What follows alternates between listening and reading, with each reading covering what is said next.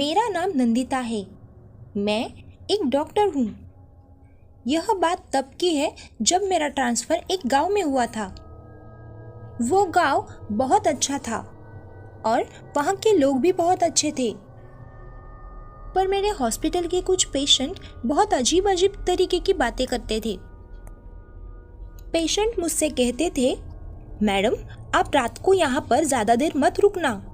आप रात को हॉस्पिटल से जल्दी घर जाया करो। हमारे गांव में एक चुड़ैल घूमती है। मैं भूत प्रेतों की ऐसी बातों पर यकीन नहीं करती थी। मैं मेरा हॉस्पिटल हर रात 11 बजे बंद कर कर ही अपने घर चली जाती थी। कुछ दिनों तक ऐसा ही चलता रहा।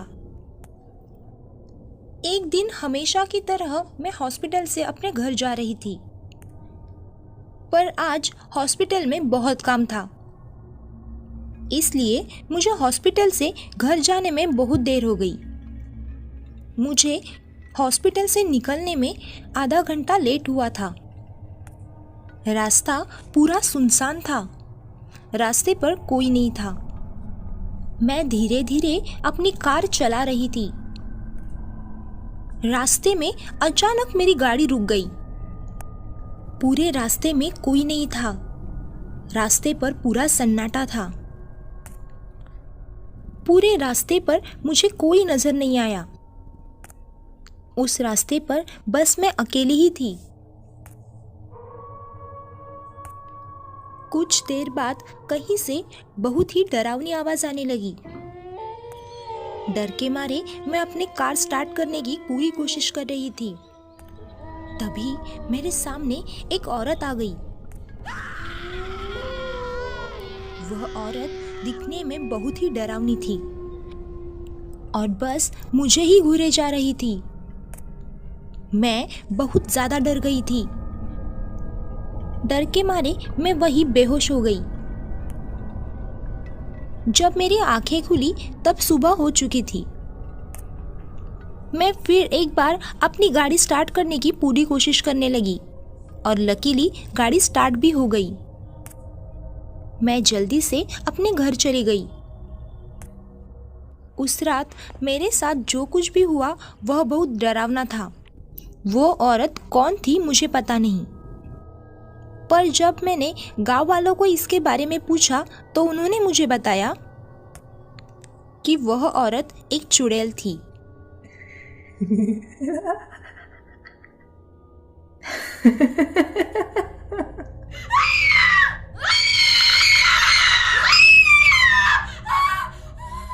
धन्यवाद। अगर आपको हॉरर कहानियाँ पसंद है तो हमारे चैनल को सब्सक्राइब करके बेल आइकॉन ऑल नोटिफिकेशन पर सेट कर लीजिए। मेरा नाम रानी है और यह बात तब की है जब मैं रात को जॉब से घर जा रही थी। उस वक्त रात की 10:30 बज गए थे। मैं रास्ते पर से अपने घर की तरफ चली जा रही थी।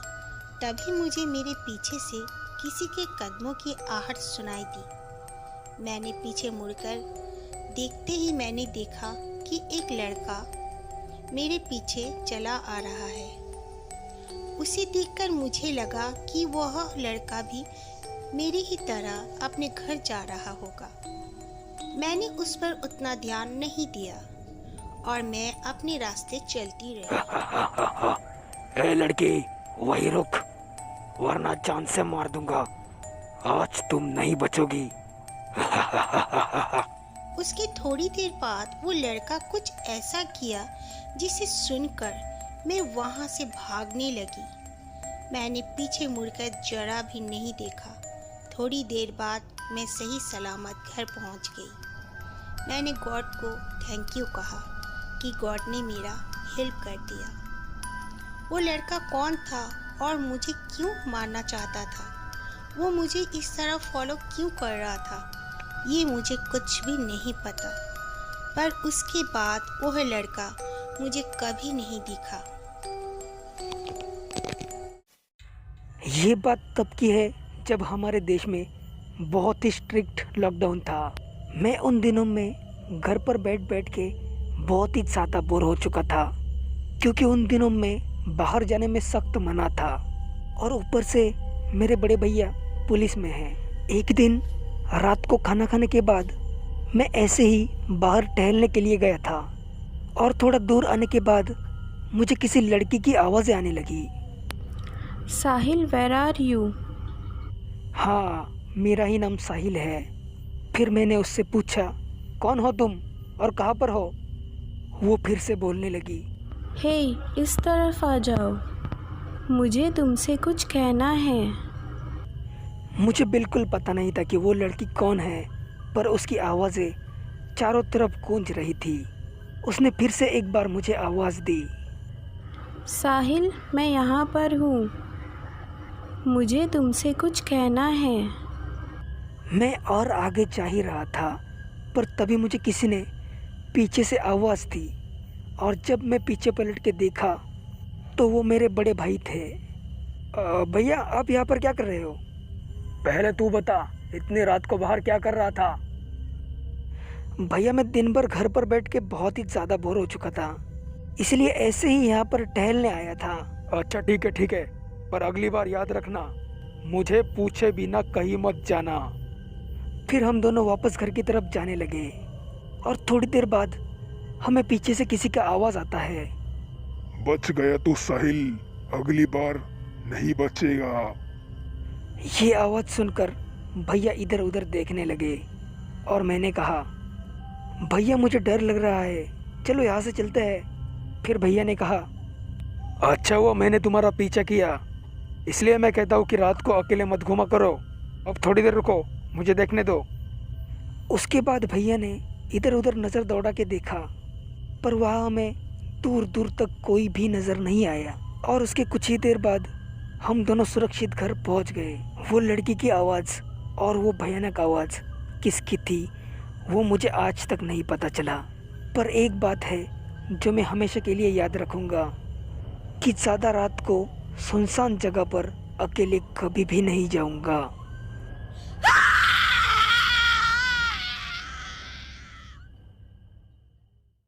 मेरा नाम आशीष है और ये कहानी तब की है जब मैं एक ऑर्गेनाइजेशन बिजनेस में जॉब करता था और तब मैं उस कंपनी में नया नया था। धीरे धीरे वक्त बीतता गया और हमारा बिजनेस अच्छा खासा ग्रो होता गया। एक दिन हमारे ऑफिस में बहुत ही इम्पोर्टेंट मीटिंग होने वाली थी, इसलिए मैं सुबह 8 बजे घर से निकल गया और कुछ एम्प्लॉयज़ को लेकर दोपहर के 12 बजे ऑफिस में पहुंच गया। मीटिंग बहुत ही सक्सेसफुल रही और हमें 6 बजे के बाद छोड़ दिया गया। मेरे सब दोस्त अपने अपने घर में चले गए और अब सिर्फ बचे थे मैं और मेरी दोस्त। हमारे गांव में जाने के लिए 6 बजे की बस थी, पर वो मिस हो गई और उसके बाद 11 बजे की बस आने वाली थी और रात के 11 बजे तक वेट करने के अलावा हमारे पास कोई भी ऑप्शन नहीं था। और बहुत इंतज़ार करने के बाद आखिरकार वो लास्ट बस आ ही गई और हम अपने गांव जाने के लिए निकल गए। और फिर आखिरकार हम मेरे घर में पहुंच गए, पर मेरी दोस्त का घर मेरे घर से दूर था और उसे घर छोड़ने के लिए भी मुझे जाना था और मेरे साथ मेरी बाइक थी, तो मुझे कोई भी दिक्कत नहीं हुई। फिर हम दोनों निकल गए। मैंने मेरी दोस्त को कुछ ही देर बाद सुरक्षित अपने घर पहुंचा दिया और फिर मैं अपने घर वापस आने के लिए निकल गया। और उस वक्त मेरे मोबाइल में सिर्फ 17% बैटरी थी और मुझे लगा कि इतना काफ़ी होगा, अगर कोई दिक्कत आ जाए तो मैं घर पे आराम से कॉल कर सकता हूँ, क्योंकि उस वक्त रात के 3 या फिर 3:15 बज रहे थे। पर मैं ये भूल गया था कि वो मोबाइल चाइना का था और 2-3 मिनट बाद वो मोबाइल पूरी तरीके से स्विच ऑफ हो गया और फिर मैंने अपने गाड़ी की स्पीड बढ़ा दी। उस वक्त मुझे सिर्फ जल्द से जल्द घर पहुंचना था। कुछ देर बाद रास्ते में मैं एक कब्रिस्तान के पास से निकल रहा था और वहाँ जो मैंने देखा वो देखकर मेरे होश उड़ गए। कब्रिस्तान के सामने एक बड़ा सा पेड़ था और उस पेड़ के नीचे एक दिया जलाया हुआ था। तो आप अब ये सोचोगे इसमें अजीब है तो है क्या? वो दिया रात के 3:30 बजे तक कैसे रहा? अगर वो दिया रात के 7 या 8 बजे लगाया होता तो वो कब का बुझ जाता, पर इतनी देर तक कभी नहीं रह पाता। और वो पेड़ मुझे अपनी तरफ आकर्षित कर रहा था। पर जैसे तैसे मैं वहाँ से निकल गया। पर मुझे अभी भी लगता है कि उस रात उस कब्रिस्तान में कोई ना कोई तो ज़रूर था और वो मुझे देख रहा था। पर उस कब्रिस्तान के रहस्य के बारे में मुझे आज तक कुछ भी नहीं पता है। उस रात मैं बहुत ही ज़्यादा डर गया था और उसके बाद जब मैं सुरक्षित अपने घर पहुंच गया तब मुझे थोड़ी राहत मिली और ये एक्सपीरियंस मेरी लाइफ का सबसे डरावना एक्सपीरियंस था। मेरा नाम फैज़ल है और मैं एक मिल में काम करता हूँ। मैं काम के लिए सुबह 7 बजे जाता हूँ और रात के 10 बजे घर लौटता हूँ। तो एक दिन हमेशा की तरह मैं रात के 10 बजे के आसपास एक सुनसान सड़क से अपनी घर की तरफ जा रहा था और वो रात अमावस की रात थी। उस वक्त मैं उस रास्ते से अकेला पैदल चल रहा था। अभी चलते चलते मुझे थोड़ी देर हो चुकी थी, तभी अचानक मुझे कोई धीरे से आवाज़ देने लगा, हे फैसल, फैसल इधर आओ, फैसल, फैसल इधर आओ। मैं बचपन से एकदम निडर था, इसलिए वो आवाज़ किस चीज़ की है या फिर किसकी है ये पता लगाने के लिए मैं उस आवाज़ का पीछा करने लगा। वो आवाज़ बहुत ही ज़्यादा तेज़ हो रही थी। हे फैसल, जल्दी आओ, जल्दी इधर आओ, फैसल, हाँ इस तरफ, फैसल जल्दी आ जाओ। धीरे धीरे वो आवाज़ मुझे अपनी तरफ आकर्षित कर रही थी। अभी मैं थोड़ा और आगे गया ही था, तभी अचानक मेरा पैर किस चीज़ से टकरा गया और मैं धड़ाम से नीचे गिरकर बेहोश हो गया। उसके बाद क्या हुआ वो मुझे कुछ भी नहीं पता, लेकिन जब मेरी आँख खुली तब मैं अस्पताल में था। उसके बाद मुझे वहाँ के एक डॉक्टर ने बताया कि कल रात मैं सड़क पर एकदम बेहोश पड़ा हुआ था और किसी आदमी ने मुझे वहाँ से उठाकर हॉस्पिटल में लाया। डॉक्टर की ये बात सुनकर मुझे उस रात का सब कुछ याद आ गया कि कैसे मैं एक अनजान आवाज़ का पीछा करते हुए उसकी तरफ आकर्षित हो रहा था, लेकिन वो आवाज़ किसकी थी ये मुझे कुछ भी नहीं पता। और उस रात मुझे कौन हॉस्पिटल में लाया था ये भी कुछ नहीं पता। और अब इस बात को 5 साल बीत चुके हैं, लेकिन वो अनजान आवाज़ मुझे फिर कभी भी नहीं आई। एक शहर में एक बड़े से घर में एक लड़का रहता था जिसका नाम बिल्ला था। बिल्ला की ज़िंदगी में सब कुछ ठीक चल रहा था, लेकिन कुछ दिनों से उसे एक काली बिल्ली बहुत ही ज़्यादा परेशान कर रही थी। वो उस बिल्ली को हमेशा भगाते भगाते थक गया था और एक दिन बिल्ला को उस बिल्ली पर बहुत ही ज़्यादा गुस्सा आ गया। इसलिए बिल्ला ने गुस्से में उस बिल्ली को जान से मार दिया और उसने उस बिल्ली की लाश अपने घर के पीछे वाली जगह पर गाड़ दी। इसके बाद कुछ दिनों तक बिल्ला बहुत ही ज़्यादा खुश रहने लगा, क्योंकि अब उसे परेशान करने वाला कोई भी नहीं था। एक रात बिल्ला देर तक जागकर अपने घर में टीवी देख रहा था और वो टीवी पर एक हंसी मजाक वाला शो देख रहा था। वो देखकर बिल्ला को बहुत ही ज़्यादा मज़ा आ रहा था। वो रात अमावस की काली रात थी और उस वक्त बाहर बहुत ही तेज़ बारिश हो रही थी। बारिश होने के साथ साथ बिजलियाँ चमक रही थी और बादल भी ज़ोरों से गरज रहे थे और बिल्ला के घर के बाहर ठंडी ठंडी कपकपाती हुई हवाएं चल रही थी। और तभी अचानक बिल्ला को उसी बिल्ली की आवाज़ सुनाई देने लगी। वो आवाज़ सुन के बिल्ला एक पल के लिए डर गया था, लेकिन उसको जैसे ये याद आ गया कि उसने कुछ ही दिन पहले उस काली बिल्ली को मार दिया है, वैसे ही बिल्ला फिर से वो हंसी मजाक वाला शो एंजॉय करने लगा।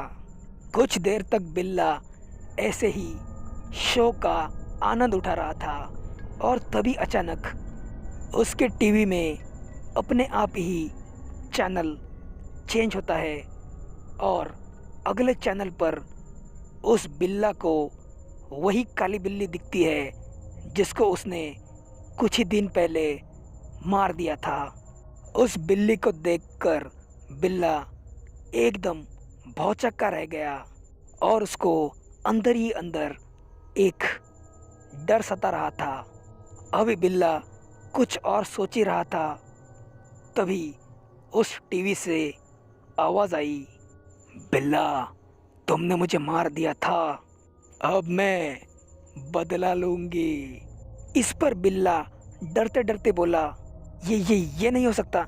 मैंने तुम्हें तो आपसे कुछ ही दिनों पहले मार दिया था और उसके बाद मैंने तुम्हारी लाश को गाड़ दिया था, तो तुम जिंदा कैसे हो और तुम टीवी के अंदर कैसे गई?